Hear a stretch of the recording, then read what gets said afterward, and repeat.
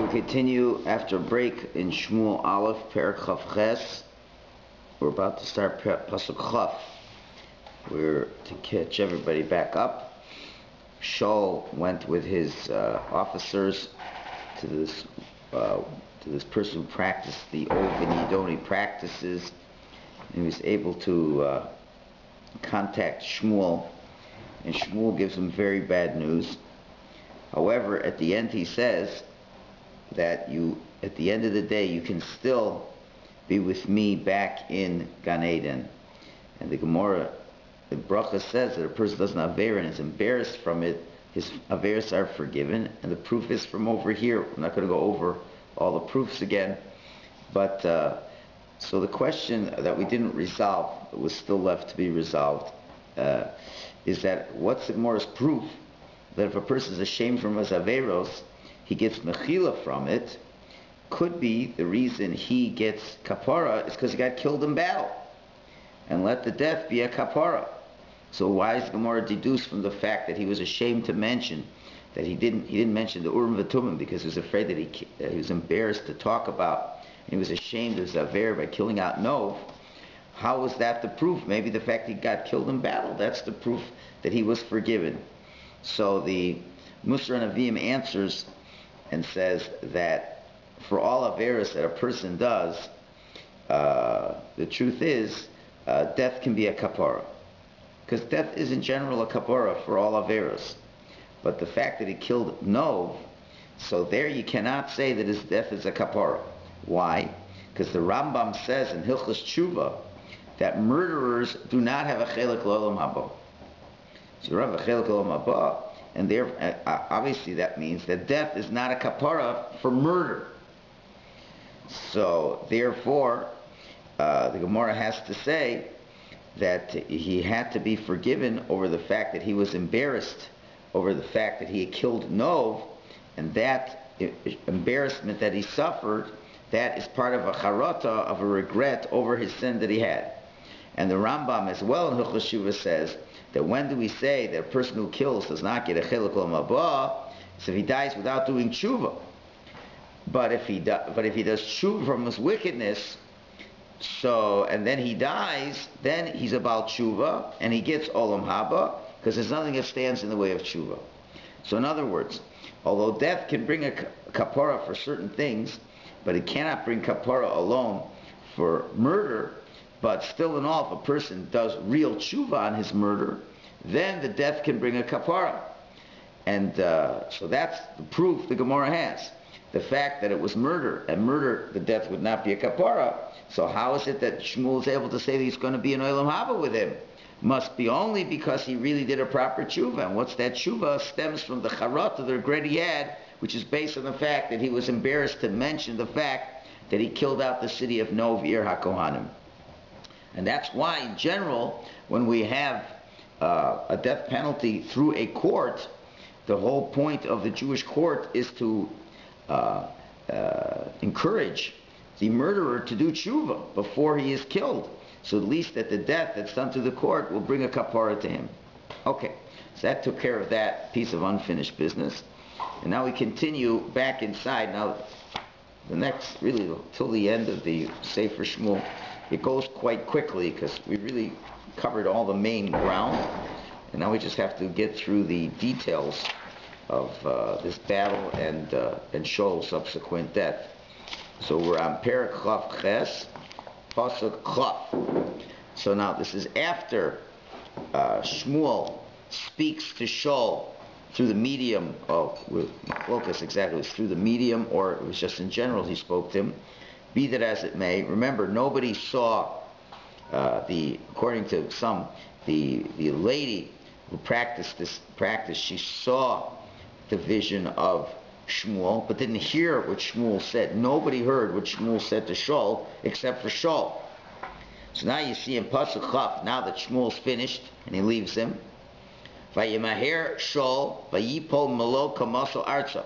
So Shaul quickly acts and he falls, his full body arched to the ground. Vayira ma'od midivrei Shmuel, he is very much afraid from the words of Shmuel. Gam koach lahayabo. He also didn't have any strength. Why? He hadn't eaten all day and all night. So because of the tremendous stress and fear and hunger, he literally collapses. And it's interesting, I don't know why over here, but the Musar Nevi'im brings down a very interesting medrash. He says, so after Shmuel leaves, so Avner and Amasa, his officers, said, so what did Shmuel tell you? So the medrash says that Shaul lied to them. He said, he said, you know what he told me? He said, tomorrow I'm going to go to battle and I'm going to win.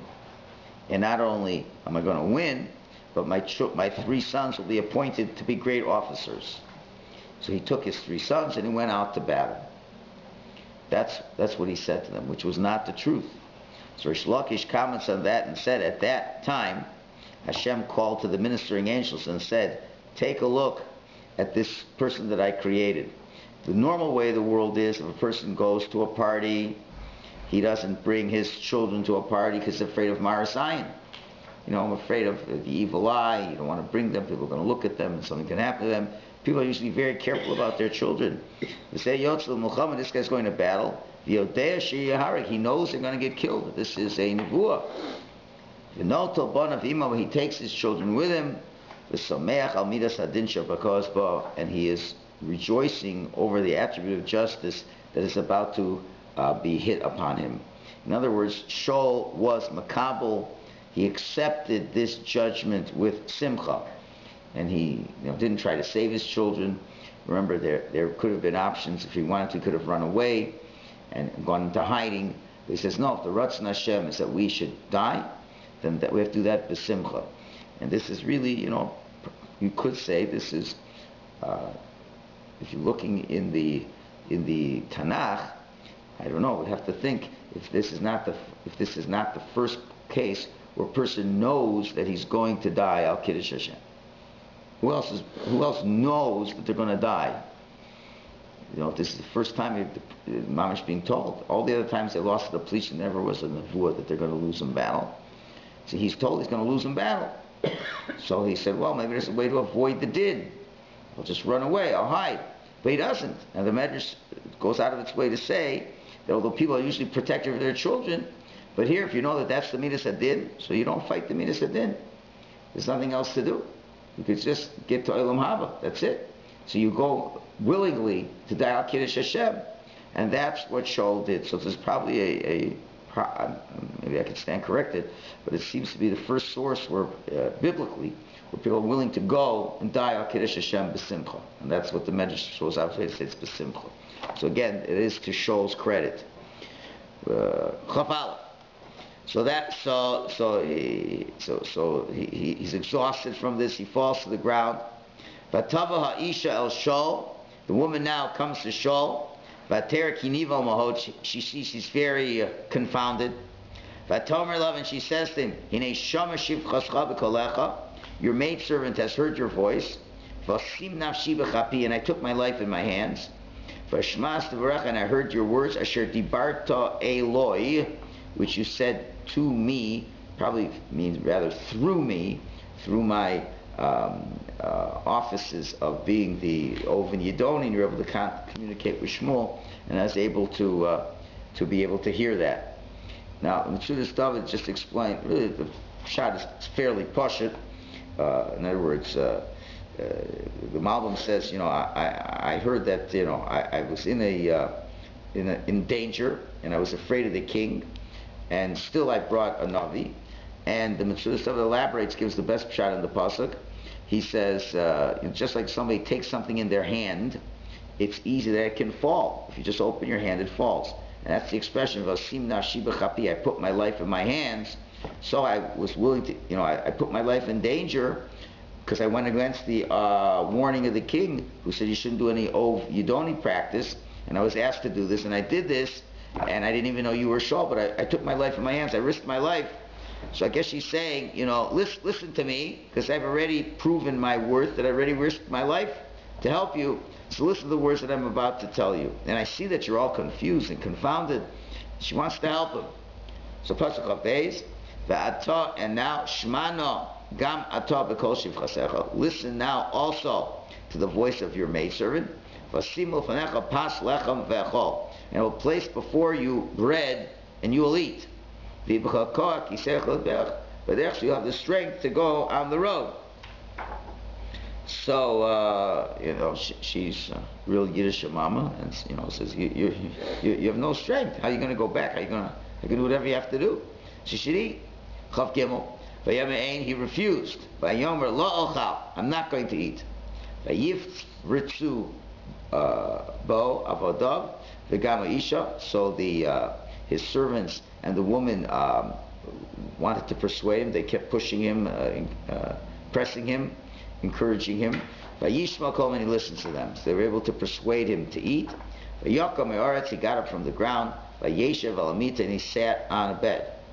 Chav Dalet v'lo isha egel marbek babayis, and this woman had a fattened up cow in the house. V'tamaher, and she hurried up at his becheyu, she slaughtered it. Interesting, she shechted it. I guess she knew how to do shechita also. It's quite interesting. It had to be a kosher shechita. Maybe she instructed it, maybe through her instruction. It's interesting how the Navi has to go into such detail. Just say she prepared it. She hurried, she slaughtered it. Vatikach kemach, and she takes flour, vatolish, and she kneads it, vatofeo matzos, and she bakes matzos. So why does she have to bake matzos? So Radak gives a very simple answer. He says because she had to hurry up and give him the meal quickly. She couldn't wait till the dough would rise, because she saw that he was not well. He was not well. So you had to feed him quickly. You're going to wait till the challah rises for an hour and a half. The guy's starving to death. He's got to get back to battle. So she worked very quickly to provide him with that which he needed. I mean, it's interesting that the wording is so suggestive, almost of a korban. It was an animal. She shechs the animal, and she's bringing it's like a mincha offering with it. I guess in her way she felt this was like bringing a korban to Hashem by serving a tzaddik, by serving the king. So you see the reverence she has to show the great respect for Shul, and so she quickly gets into action and makes him what he needs. She brings this before Shul, before his servants. They ate. They got up. And they got up and went on their way back to the camp. Okay. Does she know what Shmuel said? Or she the one? No, nobody knew. Remember, but she was the one who raised him up to. She raised him up, but she only would see him. She couldn't hear him. That's the way, according to many Meforshim, this is the way you don't need practice worked. She can bring him up, and then she can see him, but she can't hear him. And only Shul can hear him, but can't see him.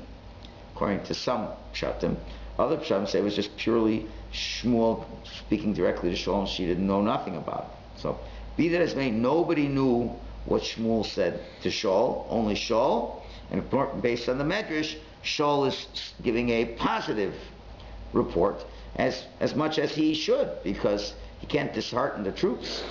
So he has to put on a brave face that everything's going to be fine. Okay, so that ends that story.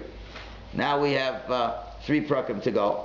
So Perek Chaf Tes is going to just deal with the fact that now the Plishtim are going to get ready to attack the Jews. We have to deal with the fact that David, if you recall, David was the bodyguard of Achish. And Achish, one of the kings of the Plishtim, wanted David to go out to battle with him. So there's going to be an obvious problem. How is David going to be in this battle against the Jews? So that's what Perek Chaf Tes deals with. And then we'll see that while David is away, his own city that he was at, Siglag, gets attacked. So Perek Lamed is going to deal with the fact that David was busy saving his own family. And then finally Perek Lamed Aleph deals with the actual war with the Plishtim, in which Shul and his children die. So that's how we close out Shmuel Aleph. So today we should easily be able to do the entire Perek Chaf Tes, because it's only 11 psukim. So Perek Chaf Tes, pasuk Aleph. Vayikvetzu Plishtim es kol machaneim, and the Plishtim gathered all their camps Afeka, to this place called Afek. Yisrael chonim ba'ayin, and the Jews are camping in a place called Ayin, Asher b'Yizrael, which is in a region called Yizrael. So the Malbim explains that the Plishtim are advancing further. In Perek Chav Ches, it says the Plishtim were gathered in Shunem, and now they've gathered themselves a second time after Shul has returned from his adventure, and now they are in Afek, which is much closer to the Jewish camp. Pasuk Beis. V'sarnei Plishtim ovrim l'meos v'alofim v'David v'anashav ovrim b'achrona im Achish. And the Plishti governors, the kings, were passing by with the lower officers, the officers of the hundreds, the officers of the thousands. And David and his men were passing at the back with Achish over there. So as we recall, that Achish did not take David to go into the battle to actually fight, but he took David to be his bodyguard. So this is going to obviously present certain problems. The Ralbag asks the obvious question. He says, how could David agree to go with Achish to fight against the Jewish people? What's going to happen over here?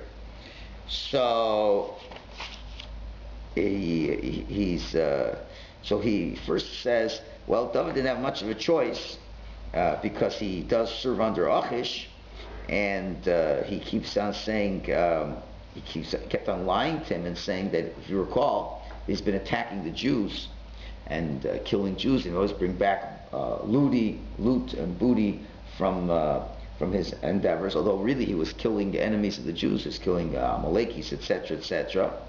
So he has to keep up this front.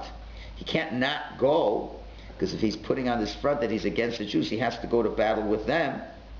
So he has to go.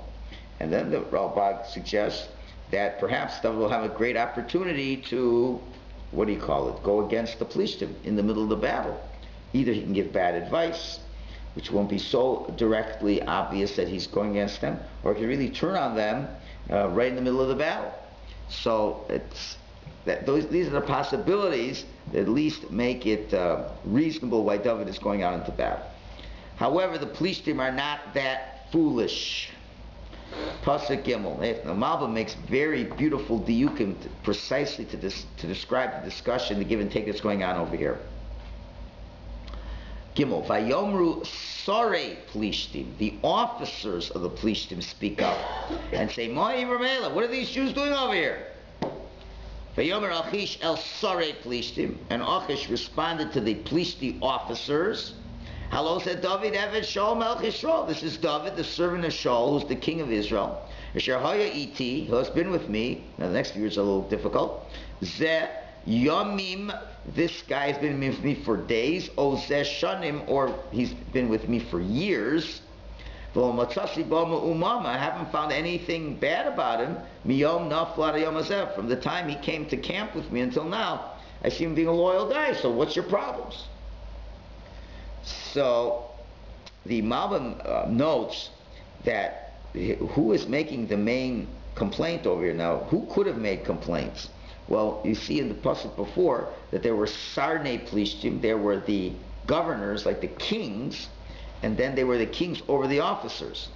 So who is lodging the complaint over here? So it is not the kings making the complaint, it's the officers making the complaint. So why is it not the kings complaining, and why is it that the officers are complaining? So the Malbim explains that the officers were complaining that they did not want David to go to war at all. He is in danger. You got to be out of your mind. What are you bringing this David over here to fight against us? Now, who would have this complaint really? The officers. Remember, the officers are the ones who are going to battle. Those ones doing the strategy. The kings, they just go out there and they just have lots of bodyguards. It just looks good for them, but they're not really fighting. So now, if it was a complaint from the kings, what would the kings be complaining about? They'd be complaining about the fact that Achish is getting all this covet, that David, who's a very important personality, is his bodyguard, right? So if the only issue was coveted, right, then it would be the kings making this complaint. So, and it wouldn't be the officers. So the fact that it's the officers, so the officers are saying, boy, Ibrahim, who are these Jews over here? So Achish understood what the point of the complaint was. The point of the complaint was, they're a threat, we don't trust him. If the king saying, what are these guys doing here, then Achish would have understood these guys are worried about their covet. But if it's the officers complaining over there, the officers are worried that we just don't trust the guy. And that's why Achish's response is not a response to the covet issue, but a response to that he is trustworthy and loyal, and you don't have to worry about this fellow. That's the give and take of the discussion over here. Doesn't saying David Shaul though kind of elevated his covet? No, but he's saying, but he's Shaul Melech Yisrael, that he's a servant of the Jews. He's the Eved. He's a servant of the Jews, and he's loyal to the Jews. Oh, it's not like he's his assistant. No, he's the Eved. He's a servant. He's a Jewish guy over here. So what are these guys? You got to be crazy to bring them over here. And Achish says, I don't understand. He's been with me for days and with years, and that's a little bit of a problem. So, because we know he only stayed with Achish 4 months. That's all he was with them the entire time. So the Malbim says that he, one second, that the first, you remember that he already had ran away to Achish earlier. It's when he feigned his craziness. That was already years ago. So he's saying, in the last few days or months, I haven't seen any problems. I didn't see problems with him years ago as well. Others suggest, other Meforshim, I believe the Radak, say that the Yomim is at the time he was with him right now, and the Shana means he's been out in the fields for quite a while before he came to me, and during the whole time, either before he came to me or just out in the fields by himself, I haven't had any problems with him. So I trust him. He's trustworthy. Well, he's not able to persuade them. In Pasuk Dalet, Vayikpetzu alav sorry plishim, the officers, like they kind of jump all over him. V'yamru sorry plishim, and the officers say, Hashem ish, turn that guy back. V'yashov makom, and go back to his place. Asher yivkat Hashem, which you have appointed him there. Lo yered imanu b'milchama, he will not go to battle with us. Lo yalanu l'satan b'milchama, he will not be an adversary for us in battle. And now they're going to give reasons why this is only, you got to be out of your mind. And it's going to go on this pasuk and the next pasuk, their argument. He says, and how do you think he can make up to his master, Halo Barosha and Hashemeim, if not with the heads of these people? So Malbim explains what's going on over here. And he says, first of all, they weren't only concerned about David, but it was also his soldiers as well. I'm sorry, Rakal David. They were only concerned about David, but not his men, because they said, what did they say? Just said, if you recall, in Pasuk Gimel, they only were mentioning David. Although they say Maha Ivrim, they said, who are these Jews? But in this Pasuk, it says the main complaint seems to be return this man. Did they say return his soldiers? No, just return him. That's the main one they were concerned about. Because they would take other captives to be soldiers for them. But they're saying he can't go down at all. And he says, because number one, they don't figure he's going to fight against Shaul. And even if you want to take him just to be a guardian for the king, that he's there just to protect you, he's going to be an adversary. We can't trust him. And they say Mimonashach. Either way, we can't force him. Because if he's running away from the king because the king banished him and he didn't serve him loyal. In other words, why is David running away? Why is he not with the Jews? That he's not getting along with the king, obviously. So why is he not getting along with the king? Is it because the king wanted to kill him? Why? Because perhaps he's not a good warrior. He's not loyal, right? So guess what? What's the best way for him to make up with Shaul and show his loyalty? By coming into battle and now counter-attacking us in the middle of battle to help Shaul. That'll be the greatest way for him to fall back into the good graces of Shaul. And if, on the other hand, he really hates Shaul, so Pasuk A will show you why, on the other hand, we can't trust him either. Pasuk A, Halo zeh David asher yanu lo. This is the same David who all the women were singing his praises bam chalos when they were singing Lamar. He kashov alaf, the Shul killed 1,000, but David revosam, and David killed 10,000s. So maybe he ran away from the king. Maybe he's rebelling against the king. If he's rebelling against the king, well, the best way to show his rebellion against the king is to show that he could kill us during battle. So therefore, the officers are give either way you look at it, we can't trust him. If the fact that he's in the doghouse with Shaul because he just isn't a trustworthy person, and he's been downgraded, so this is the best way for him to elevate himself by proving his worth.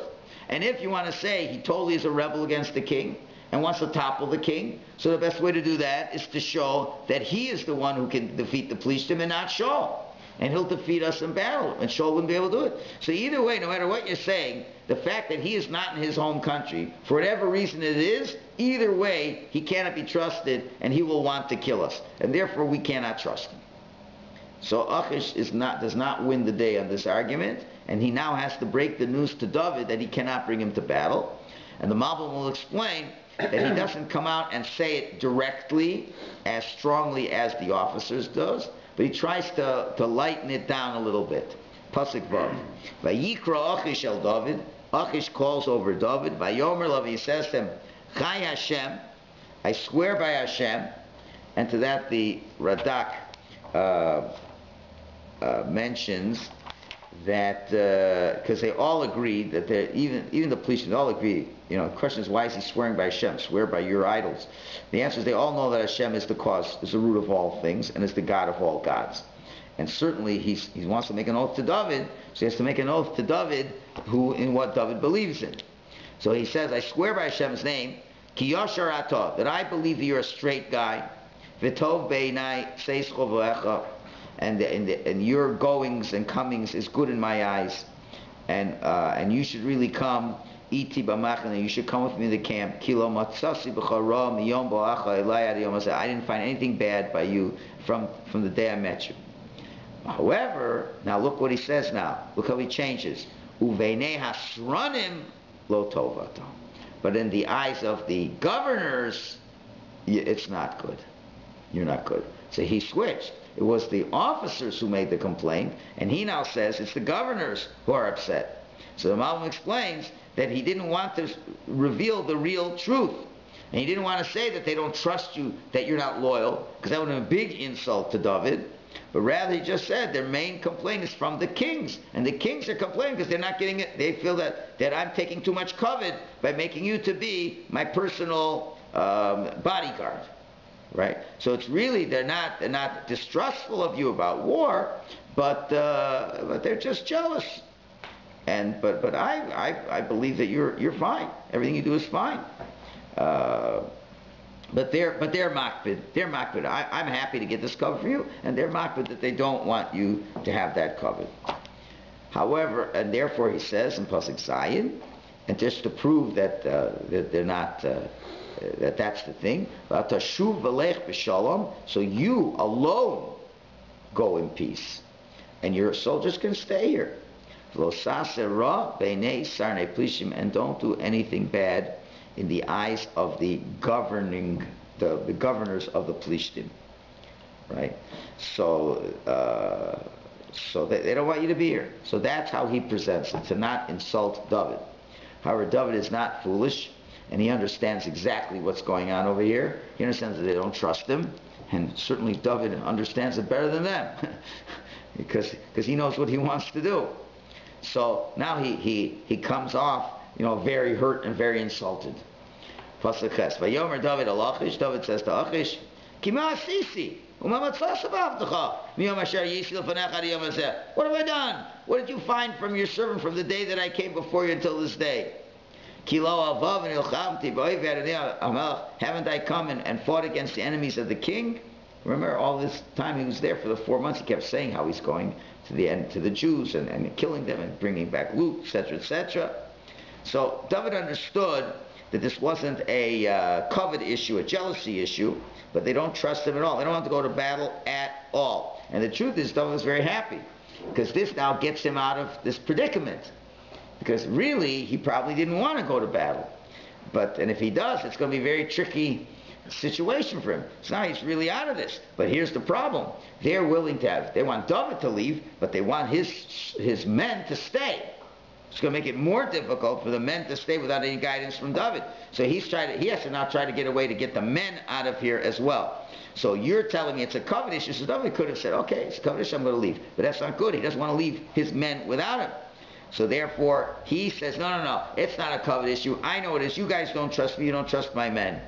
So now he's bringing that all in, and now he's going to have to kind of agree to that. And why should we go to battle? We've done everything for you all the time. So why can't we fight? So now he's brought it to that point. So Achish says, okay, pasuk tes. Vayan Achish responds. Vayomer David says to David, Yadati ki tovata be'enai kemalach Elokim. I know you're good in my eyes. You're like an angel of God. You're trustworthy like everything.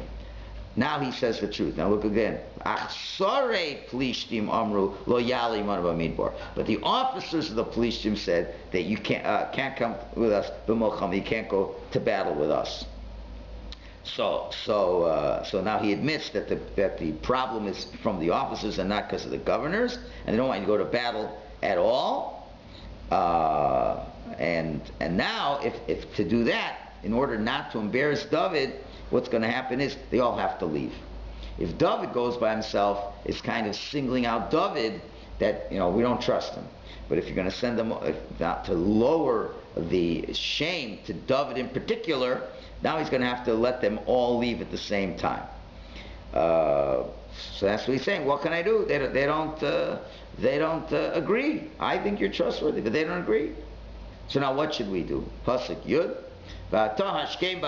So now get up early in the morning before anybody else gets up to mitigate the shame. And you get up, and also the servants of your master that came with you. Get up early in the morning for orlechem and there'll be light for you, and you will go. And therefore, if you're getting so he kind of says a little different. The Malm, he says, if David would have gone himself, maybe it wouldn't be so noticeable. But they're all going to go. It is going to be shameful, and therefore, if it's shameful to leave like that, so go early in the morning. No one's going to see what's going on. Very early in the morning, you'll go, and you won't feel any embarrassment, and just leave. Pasuk Yud Aleph, Vayashkem David, Hu v'anashav alechas v'boker l'shuv al'eretz Plishtim. So David and his men get up early in the morning to return to the land of the Plishtim. Plishtim Olu Yisrael, and then the Plishtim got up later, and they went to the area of Yisrael, which is where the Jewish people were. So this parak effectively shows, answers the question, where was David during this critical battle that the Jewish people lose to? So you see the logistics of how he gets out, and shortly we'll see why, how this is the Yad Hashem all here. I have a question. Yeah. I don't understand the logic. If they didn't trust him, I can understand that, so they sent him away. Why wouldn't they send him off away from the front so he can't do anything to That's what they did. But he sent him back to the Jews. No, to the Plishtim. El Eretz Plishtim. The land of Plishtim. Back to Tziglag. He was in Tziglag. But Israel was encamped. It says here. No. Israel was encamped by the spring as in Israel, so it's not. No, the Plishtim now went to attack the Jews. Plishtim Olu Yisrael. In other words, they sent David back to the land of the Plishtim. The Plishtim were not in their land. They left their land. They're already in Israel. Right? Okay, so now David was with them. He says, we don't want him over here. Send him back to where we are. Okay, we're not going to kill him. We have suspicions. You trust him. I mean, there is a political conflict over here. So they say, listen, just send him back to Tziglag. We don't want him anywhere near the front. Go back home. And we're going to continue our battle. And now they go to Yisrael, because that's where the Jews are camped. That's what I mean. So they didn't send him to the Jewish camp. No, they send him back to the land of the Plishtim. Send him back to the land of the Plishtim. Get him out of here. Okay. Pasuk out. Perak Lamed, Pasuk out. Vahi b'vo David v'anoshav Tziglag b'yom hashlishi. So now David and his men come back to Tziglag on the third day. But what happened in their absence? V'amaleki pashtu el Negev el Tziglag v'yaku es Tziglag v'yisraso b'eish. The Amaleki, those Amalekim were smarting. from all the attacks that David did against them. So now that they see that David and his men all left to join the battle of the Plishtim against the Jews, so now it's their chance to take revenge. So the Plishtim spread out in the south, and specifically against Siglag, and they hit Siglag, and they burn it up. They destroy the city. Pasuk Beis.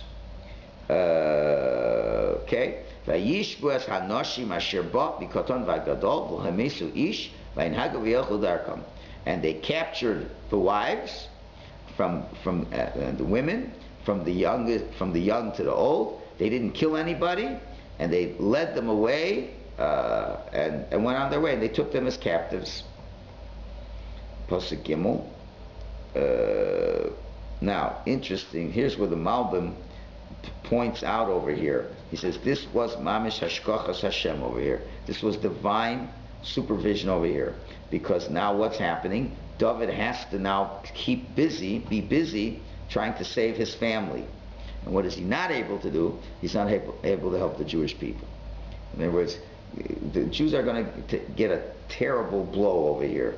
It's not possible that David would just sit by in the sidelines and watch the Jewish people get annihilated by the Plishtim. Even if the Plishtim would have sent him back to Tziglag, there's no way when he starts hearing the Jews are getting killed that he would just sit back and let that happen. So Hashem has to coordinate events in a way that David, it's not possible for him to be involved. Now, again, David has no reason to suspect that the Jews would lose this battle necessarily. David isn't privy to the prophecy that Shmuel said to Shaul. And until now, Shaul had always won every battle against the Plishtim. If he had to go to battle, he'd help, whatever. But now that he goes back to Tziglag and he sees that his family and all the families have been captured, well, now he has to deal with a much more pressing issue over here. That's why he cannot help them. That's the Hashkachas Hashem. Now the Musar Navim adds one more point to this. Very interestingly, why is it that it's the Amalekis specifically, and he will be fighting against Amalekim? So he says this is also part of the Hashkacha Pratis. Why? Because what was one of the main prosecutions against Shaul is that he did not wipe out Amalek. So since he did not wipe out Amalek, it'll be Dafka Amalek that will be keeping David busy, so that David, who could help Shaul, will not be able to help Shaul. You understand? Now, of course, you see from all this, I think we mentioned this once before, but it bears repeating. I mean, it's not possible that when Shaul left Agag, Agag was the last Plishti alive on the planet, because there's no way in the period of a couple years that Agag alone could have spawned such a large army that could attack David, right? So there obviously were many other Amalekim around, but I would imagine, I'm speculating, that if Shaul would have wiped out all the Amalekim in round one, then he would have been given more rounds of fighting with the Amalekim and killed them all out. But he didn't. And since he didn't kill out the first one, so Hashem's figuring, why should he even give more battles with the Amalekim? We'll leave it for someone who's going to be better. David HaMelech will be better at that. So it's kind of symbolic that you left a Plishti behind. You didn't fulfill your mission of wiping out all the Amalekim, rather. So when you're going to be fighting a critical battle, you would have needed David to help you out. So he won't be able to. Why? Because the very Amalekim that you did not kill are the ones that are keeping him busy. It's also interesting, again, how you see that all of Shaul's mistake causes death, because clearly, besides the fact that he allowed the Amalekim to live, he chased David out of the country. And clearly, there's no way if David would have remained as a loyal officer to Shaul, there's no way he would have lost that battle that he fought against the Plishtim. So his undoing is, it's like on both counts. He throws David out, so David can't be there to help him. And even if David would have wanted to help him, he can't, because the Amalekim are tying him up and keeping him busy. So it's all Mida Keneged Mida. Clearly, the divine hand is not allowing this to happen for him. Ziklag that's a Philistine city, right? It's in that area, yeah. But like he left his wives and he all with the Philistines when he went to the front. Right, or we'll call Philistine dominated area, even though there may have been Jewish land, but it was dominated area. Yeah. And that he went there to be protected away that Shaul wouldn't chase him there. So he's in Siglag, and now look what happened. So pasuk Daled. Vayisa David va'am asher itas kolam vayivko. David and the people with him, they raised their voice and cried. Asher ein b'hem koach livkos, until they had no more strength to cry. It was a very emotional moment for them. And after it talks about their crying, now the pasuk adds, pasuk Hey, Ushtei neshei David nishvu, and also the two wives of David were captured. Achinoam ha'Yisraelis, Achinoam, and Avigail Eshes Novel HaKarmeli, and Avigail, the wife of Novel the Carmeli, from Carmel. And the Malbim says, after they cried first, then the pasuk describes David in his bitachon and his arousal for the spirit to grab him. And he says that even though his two wives were captured, he still was able to do what he's going to do in the next pasuk, which means to get his spirit back over there. Now it's interesting, we should just mention that we see, again, Abigail is called the Eshes Novel HaKarmeli, and the Chazal say that, Abigail's great merit was that she was a wonderful wife to Novel. Forget it. I was mixing up with something else. Forget it. Strike that. I was mixing that up with something else. Okay, let's go ahead. Pasuk Vav. And David's very pain was going on. Now look what he gets now. Ki Amraham, because the people with him said what? L'sakol, to stone him. Ki Mara Nefesh Kalam, because the people were all bitter-hearted. Al-Banav over their children, Al-Banav over their daughters. V'yischazek David b'Hashem, and David strengthened himself with his bitachon Hashem Elokav, his God. So what do you see? Remember, David took this whole ragtag team of losers, and he makes an infantry out of them, and he finds some place to live and all this and that, and now he makes his first strategic mistake, right? But what was the mistake? He left them all, he left the wives and kids alone without anybody there. He should have left somebody there, didn't leave anybody there. So, again, a mistake probably it was, so they blame him to the point they want to kill him. So you're the leader, how forgiving are they? What he did for them? Make one mistake, want to kill you. That's their response. Right? So again, why did David make a mistake? Because that's all part of Hashem's plan. Hashem's plan is that David should not be able to help Shaul. So obviously he had to make some kind of mistake by leaving them behind, by not leaving anybody behind, enabling them to be captured, and now David and his men have to be involved for the balance of this parak. It's just going to discuss the battle of how David and his men are able to get back their wives and kids. So David, notwithstanding all this pressure, his family's taken away. He certainly has his own personal pressure. The people want to kill him. It's even additional pressure.